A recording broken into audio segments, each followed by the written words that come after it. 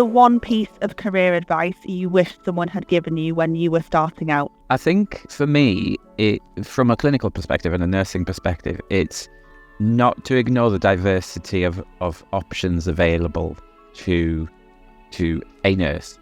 And I suppose that advice goes for everything, not just digital. But for me specifically, it's there's a lot more to nursing than just being a general nurse. And I don't mean that to be disparaging as just a general nurse, but there are a lot of avenues and niches that people can go down that are really quite specialist and a real developmental place to be. So digital is ever expanding, but that's quite recent, really. So those of us that are in digital now, I think, have a responsibility to enable that growth, and that's really exciting.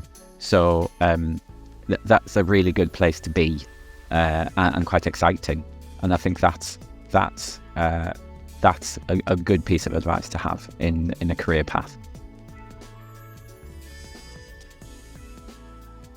Can you share a pivotal moment in your career journey that had made a significant impact?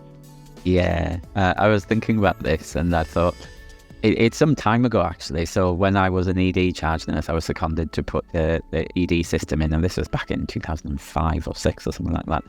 And when we put the system in, it was a mad busy November day, and it was hell on earth. When we went live, it was horrific, and staff were crying, and there was no support, and there was me there for 24 hours, all of this stuff. And then 2 weeks later, I can still remember having a conversation. Well, somebody approached me, one of the nurses approached me on the corridor and said, "I love it. I absolutely love it. I wish we'd had this years ago." And this was one of the people who'd been crying 2 weeks before and had always struggled with technology. And it really was that, we really can do this. We can really enable people to change the way they work. We can enable people to change the tools they use to deliver care for people. And digital can do that for our workforces and the groups within our workforce, and it can work for the most unlikely of people, I think, and that was a real, oh my god, we've done it, we've achieved something, and yeah, I'll never forget that moment, I think. How do you approach challenges and setbacks in your professional life, and what's your go-to strategy for overcoming them?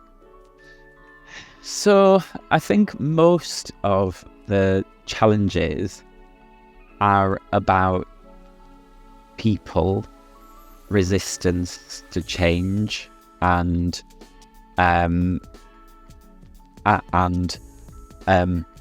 engagement with change, as well as there's something about being able to release people to be involved in that engagement as well.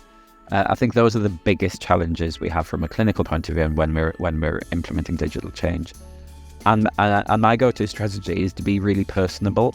It's not sending emails, it's not sending Teams messages, it's not just dropping things in people's diaries. We have to do face-to-face. We have to go and talk to people. We have to, and we have to go to them. We can't expect them to come to us. We have to go to their environment, usually their clinical environment.